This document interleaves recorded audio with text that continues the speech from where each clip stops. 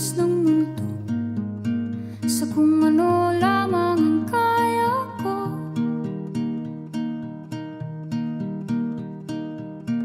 Bigang-biga na sa mga problemang di masolusyonan agad, parang wala nang bukas. Pwede bang umiwas?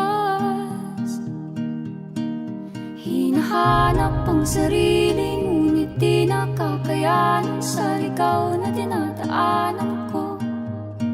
Saan na to patungo? Saan ako patungo? Dahan-dahan nating simulan muli ang paghakbang. Dahan-dahan tumingin sa salamin upang makita ang ating kagandahan. Dahan-dahan iangat ang mukha upang masilayan ang payapang kalangitan. Oo, pagod ka na, pero di ka nag-iisa,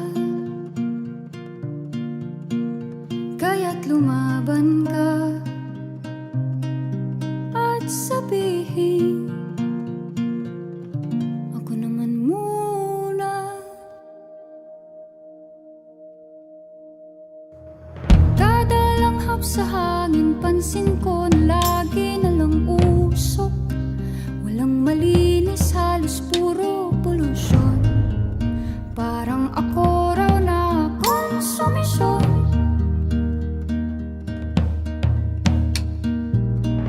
Gulong-gulo ang isip, san ba lulugar kapag nagkamali? Grabe sila manghusga, bakit perpekto ba sila? Huminga ka ng malalim at isipin ang mabuti ang mga desisyong ilalaan para sa kinabukasan, nang makapunta sa paroroonan.